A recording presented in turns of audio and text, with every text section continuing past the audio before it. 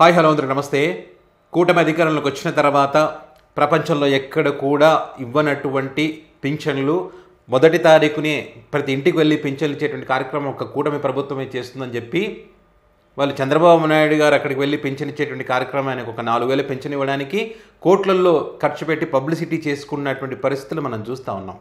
ఈ సాంప్రదాయం తీసుకొచ్చింది ఎవరు నమ్మినా నమ్మకపోయినా వైఎస్ జగన్మోహన్ రెడ్డి గారు ఇంటింటికి వెళ్ళి పింఛన్ ఇచ్చేటువంటి కార్యక్రమాన్ని మొదటి తారీఖున జగన్మోహన్ రెడ్డి గారు తీసుకొచ్చారు. ఇది సో అది ఖచ్చితంగా కొనసాగించాలి, హామీ ఖచ్చితంగా ఇచ్చి తీరాలనే ఉద్దేశంతో జగన్ గారి కన్నా ఎక్కువ ఇస్తారని చెప్పి 1,000 రూపాయలు పెంచారు. సరే 1,000 రూపాయలు పెంచడం మంచిదే, కానీ 1,000 రూపాయలు పెంచుతూ కొన్ని లక్షల పింఛన్లు తీసేశారు. నిజంగా అందులో ఎవరైనా మోసం చేసి సర్టిఫికెట్లు తెచ్చుకొని అంటే వికలాంగులు కాకపోయినప్పటికీ కూడా తీసుకుంటుంటే కనుక ఖచ్చితంగా రీవెరిఫికేషన్ చేయాలి. నిజంగా ఎవరైతే లబ్ధిదారులు వారికి ఇచ్చేటువంటి కార్యక్రమం చేసి ఏ మాత్రం ఇబ్బంది లేదు. కానీ దారుణాతి దారుణంగా రోళ్లపైకి వచ్చి అంటే నేను వికలాంగ, నాకు 2 చేతులు లేవు అని చెప్పుకునే పరిస్థితి వచ్చింది. నా కళ్ళు కనిపించట్లేదు, నా కాళ్ళు నేను నడవలేని పరిస్థితులు ఉన్నానని చెప్పి చివరికి పెట్రోల్ పోసుకొని ఆత్మహత్య చేసుకునే పరిస్థితికి వచ్చింది. ఒక వ్యక్తి అయితే ఆత్మహత్య కూడా చేసుకున్నాడు పాపం, పింఛన్ లేక. పింఛన్లు తీసేశారని చెప్పి కొన్ని సంవత్సరాలుగా వచ్చినటువంటి పింఛన్లు కూడా తీసేసినటువంటి పరిస్థితి దారుణంగా ఉంది ఆంధ్రప్రదేశ్లో. సో ఇదేమయ్యా అంటే లేదు కావాలని వైసీపీ పార్టీ అని ఎన్ని రోజులు వైసీపీ పార్టీ గురించి చెప్తారయ్యా? నిజంగా లబ్ధిదారులు రోడ్డు ఎక్కి కన్నీళ్ళు పెట్టుకొని ఆత్మహత్యలు చేసుకుంటే ఇంకా వైసీపీ పార్టీ గురించి మాట్లాడతారా? కనీసం కొద్దిగానే ఉందా? ఆశ్చర్యపోతే ఒక్క ఫోటో చూడండి, ఆశ్చర్యపోతారా మీరు. ఇగో ఇది చూడండి, ఈ వ్యక్తి 2 చేతులు లేవు. ఇదొక్క సాక్ష్యం, ఇదొక్కటి చాలు రాష్ట్రంలో అయింది పరిస్థితానికి. 2 చేతులు లేవు, 15 సంవత్సరాలుగా విద్యుత్ షాక్ తగిలి పోగొట్టుకున్నాడు. ఈ వ్యక్తిని చూసి జిల్లా కలెక్టర్ ఏమన్నాడు తెలుసా? నిజంగా నిన్ను డాక్టర్లు పరీక్షించారా?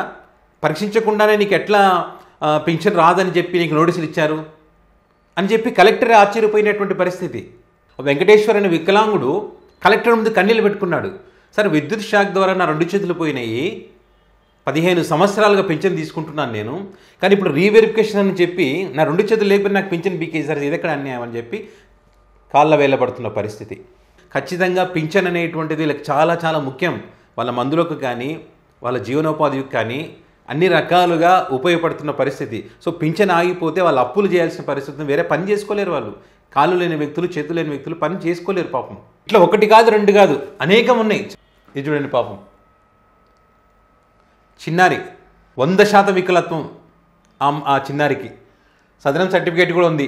అది ఇచ్చినప్పటికీ కూడా మరి పింఛన్కి అనర్హురాలని చెప్పి మరి పింఛన్ తీసేస్తారు. ఏం అన్యాయం చేసింది పాపం? కూర్చుంటే లేవలేదు, ఎవరెవరు సపోర్ట్ ఉండాల్సిందే.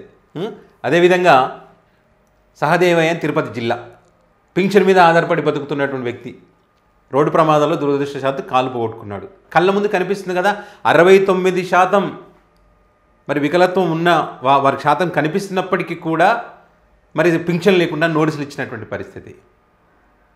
ఇదేం పారదర్శకతతో కూడినటువంటి పాలన? పారదర్శకత కోసం రీవెరిఫికేషన్ చేస్తున్నాం, ఇందులో మోసం చేసినటువంటి వాళ్ళని తీసేస్తున్నాం. నిజంగా తప్పుంటే తీసేయండి, అంతేగాని కళ్ళ ముందు కనిపిస్తుంటే కూడా తీసేస్తారా? ఇంకా దారుణం చూడండి, మామూలుగా ఎవరైనా ఎక్కడైనా తమ హక్కులకు సంబంధించి ప్రశ్నించేటప్పుడు నిరసన వ్యక్తం చేసే పరిస్థితులు, అన్ని కాళ్ళు చేతులు చక్కగా ఉండి వాళ్ళని చేస్తే వాళ్ళను పోలీసులు కొట్టి తీసుకెళ్లారు అనుకోండి, దాని గురించి పెద్దగా ఆలోచించాల్సిన అవసరం లేదు. కానీ వికలాంగులయ్యా పాపం చూస్తే వాళ్ళని ఎట్లా కొట్టబుద్దవుతుంది, ఎట్లా లాగబుద్దవుతుంది రోడ్ల మీద పట్టుకొని, ఎంత దారుణమో చూడండి. పోలీసులు వివరించిన తీరు కూడా నిజంగా కొంచెం దారుణం అనిపిస్తుంది.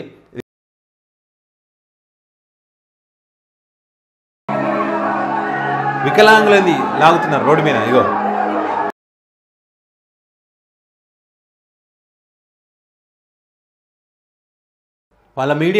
వాళ్ళ మీడియాలో నిత్యం వీళ్ళ భజన చేసి వీళ్ళ జాకిలు పెట్టి లేపేటువంటి మీడియా సైతం ఖచ్చితంగా వికలాంగులకు అన్యాయం జరిగిందని చెప్పి బల్ల గుద్ది చెప్తా ఉన్నారు. 4 రోజుల క్రితం విశాఖపట్నం నుంచి నాకు ఒక ఫోన్ కాల్, ఖచ్చితంగా వికలాంగుల పెన్షన్లలో కొంతమంది అర్హులైన వికలాంగులకు అన్యాయం జరిగింది, ఖచ్చితంగా జరిగింది. 4 రోజుల క్రితం విశాఖపట్నం నుంచి నాకు ఒక ఫోన్ కాల్ వచ్చింది. సార్ నాకు 18 ఏళ్ళు ఉన్నప్పటి నుంచి నాకు పెన్షన్ వస్తుంది, ఇప్పుడు నా వయసు దాదాపు 50 ఏళ్ళు 55 ఏళ్ళు చెప్పాడు. ఇప్పుడు సడన్ గా నా పెన్షన్ తీసేశారు అని. ఇన్ని సంవత్సరాలు వచ్చిన పెన్షన్ ఒక్కసారిగా ఆగిపోయిందంటే దాంట్లో డెఫినెట్ గా బలమైన కారణం ఉంటుంది కదా.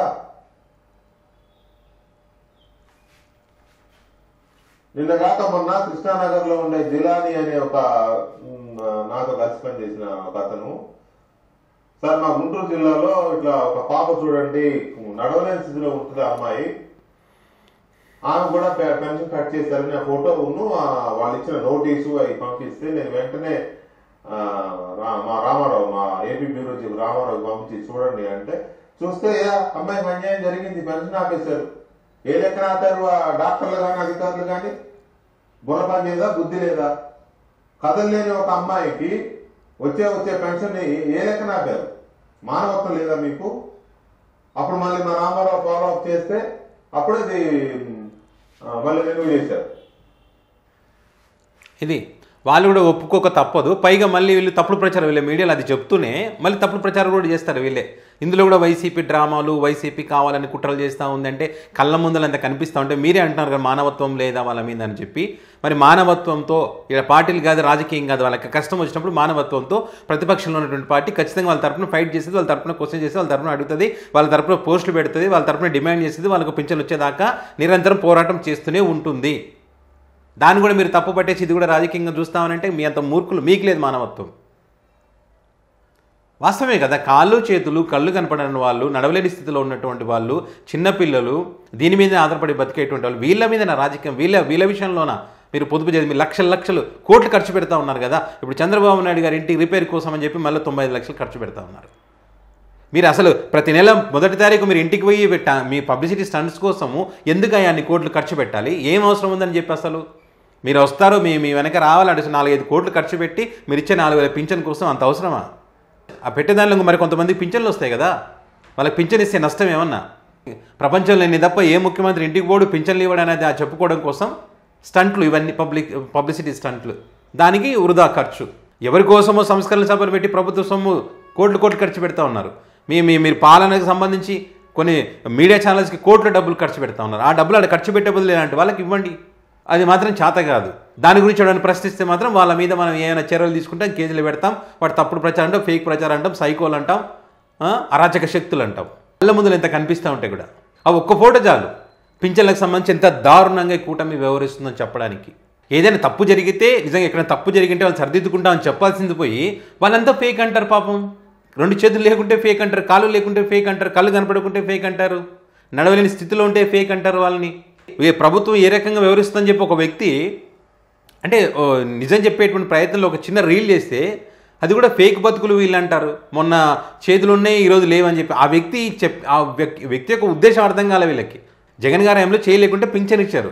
వీళ్ళ హయాంకి వచ్చేసరికి వీళ్ళు క్రియేట్ చేస్తూ ఉన్నారు అన్నమాట. 2 చేతులు ఉన్నాయని చెప్పి అబద్ధం చెప్పి పింఛన్లు తీసేస్తూ ఉన్నారు. సర్టిఫికేట్లు ఉన్నా కూడా ఆ విషయం చెప్పే ప్రయత్నం చేస్తే దాన్ని కూడా తప్పుపడతారు, ఫేక్ బతుకులు అని చెప్పి. మొత్తం మీ ఫేక్ బతుకులు. నిజం చెప్పాలంటే వీళ్ళ విషయంలో మానవత్వంతో వాళ్ళని ఆదుకోవాల్సిన బాధ్యత ప్రతి ఒక్కరికి ఉంటుంది. సో ఏదేమైనా ప్రతి ఒక్కరు కూడా వీళ్ళకి సపోర్ట్గా నిలబడాల్సినటువంటి బాధ్యత ఉంది. ఎవరైతే వికలాంగులు ఉన్నారో పింఛన్ల కోసం వారి తరఫున మాట్లాడాల్సినటువంటి బాధ్యత ప్రతి ఒక్కరికి ఉంది. మరి మీ ప్రాంతంలో వీళ్ళు చెప్తున్నట్టు ఫేక్ సర్టిఫికెట్లు తెచ్చుకొని పింఛన్లు తీసుకుంటున్నారా? నిజంగానే కాళ్ళు చేతులు లేని వాళ్ళకు నష్టం జరిగిందా? ఈ అంశాలకు సంబంధించి మీ అభిప్రాయాన్ని కామెంట్ రూపంలో పెట్టగలరు.